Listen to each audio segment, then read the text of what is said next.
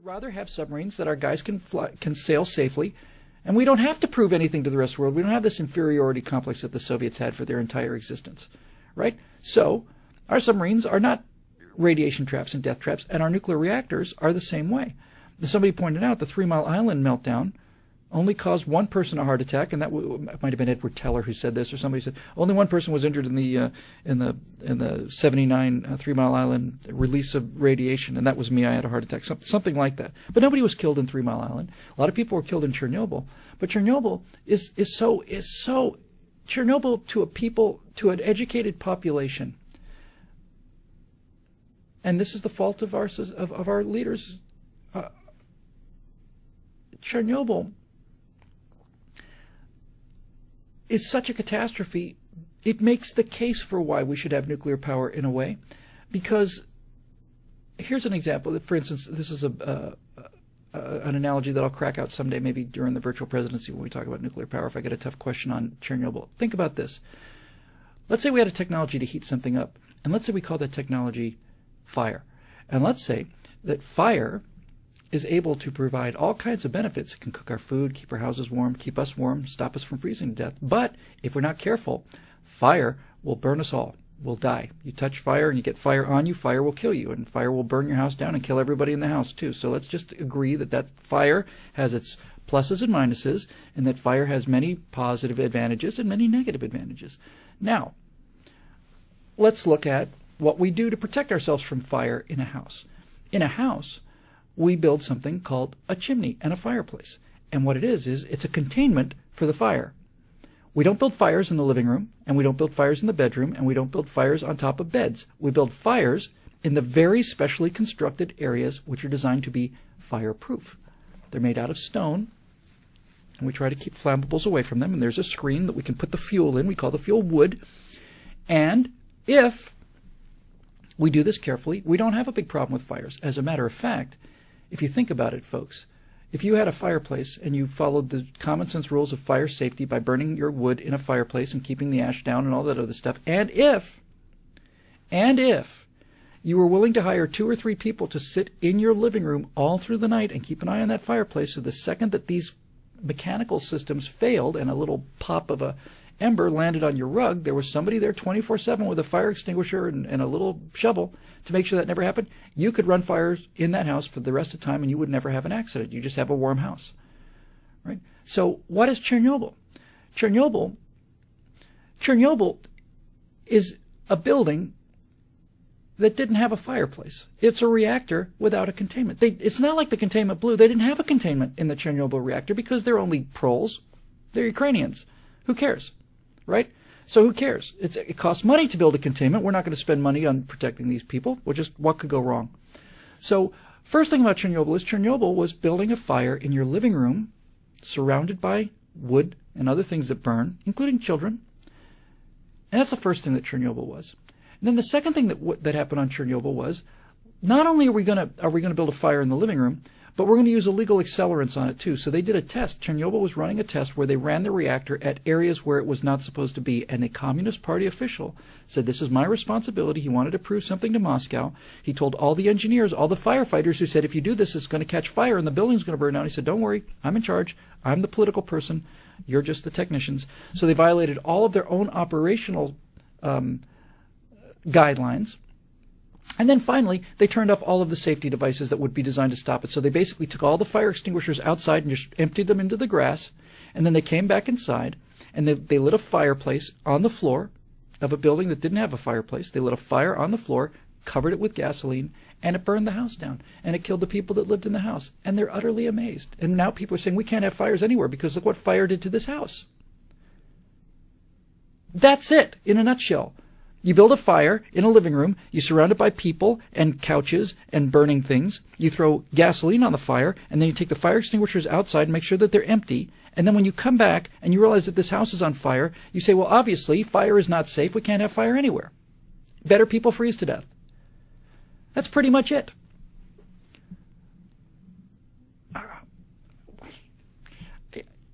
It shouldn't be this hard to explain. Really, if you said that to the American people, I think most American people would say, okay. What you ultimately have to do, and we're done for the night here, but what you really ultimately have to do in the end is you have to do this. You have to say, listen, folks, if you want to be warm, it's either going to be fire or oil or this or that. It's going to be one of those four things or whatever. It really comes down to nuclear, coal, oil, and now natural gas. So four now in this country. People talk about solar. Well, there's no solar power generated at night, and there's no solar power generated on cloudy days. Most of the country is cloudy most of the time. So you have to have a backup power plant that uses conventional fuels, and likewise with wind, it's not windy all the time, so you have to be able to power that too, which means backup generators, which means less efficient, smaller scaled stuff. So really, you can put all of that stuff aside. It's nice to do because it's essentially free if you want to pay the upfront cost. But yeah, let's not be stupid. Let's not waste anything. But nevertheless, coal, oil, gas, or nuclear. And somebody needs to say to the American people, we need one of these four things to heat your home, and every one of them comes with some disadvantages. So which advantages do you want? Now, if you say, we don't want any of the disadvantages, then we say, well, then the answer is you have to freeze in the dark. Because that is it. But we live in a society now where we expect perfection, and perfection is not attainable. And this is ultimately the source of the gun control argument and everything else. You have to make a choice. You have to make a choice and take a little risk. Not a big one, a little one, to get a giant reward. But we're now at the point in a society where we are so spoiled that we are unwilling to assume any risk. We want all the reward and no risk, and that's just not going to happen. And I've seen a couple people ask me to talk about Fukushima. Fukushima was a catastrophe, and Fukushima was a disaster. Fukushima was a reactor that was old, and it was built to take the worst case scenario. The worst case predictable scenario in terms of a seismic shock the reactor was built for. It ended up taking worse than the worst case scenario. So that reactor did what it was supposed to do. And the reactor, obviously, had some big problems.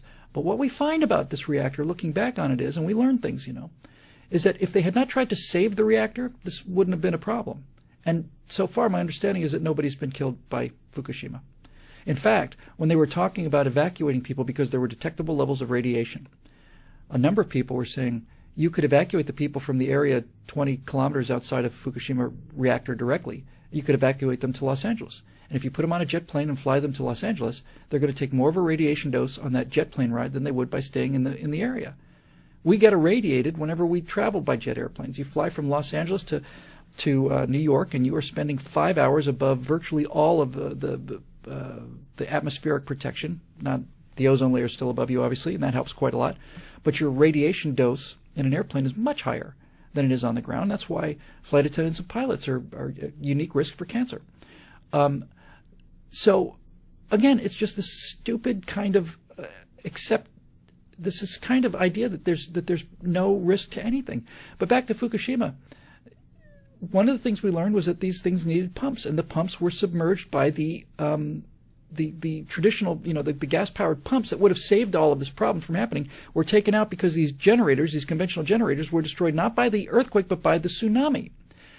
Now, I suppose we would be able to realize that, well, whatever we're going to do, we're going to protect ourselves against both of these things. We can't have these generators in low-lying areas, but it goes even bigger than that, I mean, no, this was a catastrophe. Look, here's the case, right? No one was killed in Fukushima, but let's say that they had been. Japan went from being bombed out rubble and people living in rice huts to being, for most of the time since World War II, just recently eclipsed by China, to being the second biggest economy in the world. And Japan is what Japan is. All of the cars, all of the everything is a result of nuclear power. It's a nuclear country. So you have to ask yourself, if you had 60 years of prosperity and 60 years of people not dying from diphtheria and 60 years of people living to be in their 80s instead of dying in their 30s because they're trying to burn cow patties, you have to ask yourself, what point would that reactor technology, would that nuclear nation, how many lives would you be willing to pay for that? They haven't paid any. And this is coming back again to what we have to do. We have to understand that nothing is free. We're so spoiled that we expect it to be free. You could make the case that 1,000 people killed by the Fukushima accident is a small price to pay for the millions and millions and millions of lives that were led fully and long lives and prosperity and wealth, and people who were literally chasing oxen prior to World War II. What price would you pay for that? We count the hits and we never count the misses. And this is a childishness. This is adolescence. It's silliness. And I'm tired of it. We got to get on to the brass tacks. But the point is that Fukushima did every single thing wrong. The reactor took a seismic blow worse than the worst case scenario. The tsunami came and took out all of the backup plans. They could have avoided a lot of the problems by basically sacrificing the reactors, flooding the reactors, and saying, hey, you know what? The reactors are gone. Let's keep the damage down to a minimum. But they tried to save the reactors. That was a mistake. We made all the mistakes. And again, what happened? Nothing happened. It's a catastrophe. It's a disaster. It scared a lot of people because a lot of people let them get scared. There are detectable amounts of radiation in Los Angeles. We can detect the signal from the Voyager probe, which is outside of the solar system now. It's transmitting about as much energy as a Christmas tree light, and we're able to detect that. We can detect anything. And I think, I have to say, we'll call it a night here. I have to say one thing. Right when Fukushima was happening, I thought, my God, we had the opportunity for the single greatest PR image that we ever could have had. If I'd been the president of the United States, I would have, the second I heard about this, President Obama and Joint Chiefs or whoever basically said, we're going to evacuate our Navy from Fukushima because we're concerned about our people. Oh, I'm concerned about our people too. If this had been a genuine, actual, honest-to-God, serious radiation threat, wouldn't that have been an extremely useful, what's the word I'm looking for? Simulation, drill is the word I was looking for. Aren't all of our Navy vessels supposed to be able to survive in an extremely highly radioactive environment, the result of nuclear weapons used against them? This was trace radiation. No one ever knew. Everybody knew that the stuff offshore was trace radiation. Wouldn't that have been an excellent training exercise to button these ships up and see how effective we are at this? But this is not the point I'm trying to make. The point I'm trying to make is this. Can you imagine what it would have been like? Because if I'd been the president of the United States, I would have dispatched the aircraft carriers we had available. I would have, everything that I could have diverted and gotten away with, I would have done it. Can you imagine the publicity, the PR angle of the United States of America sending nuclear-powered aircraft carriers to help the people of Japan? Is that not beautiful on 7 levels? We fought, the only people we've ever fought in this, there are only 2 people in the world who know how to run aircraft carriers. That's the Japanese and the United States. The United States Navy and the Japanese Navy, the only people who have been able to figure out how to do this. We fought carrier wars in the Pacific and just tremendous carnage. And now we're going to send aircraft carriers back to help the people of Japan who've been our allies for 60 years. We dropped 2 nuclear weapons on the Japanese people to stop that war, and it was the right thing to do. But can you imagine nuclear power aircraft carriers from America coming to help prevent radiation sickness and damage to the people of Japan? Who could put a price on? You can't write this kind of stuff. I would have had the United States Navy sail out there. I would have sent every carrier we had. I would have put them offshore. I would have gotten that nuclear. I would have got nuclear power on. I would have docked them. I would have gotten nuclear power somewhere in there. I would have had. I'll tell you one thing I would have had is this.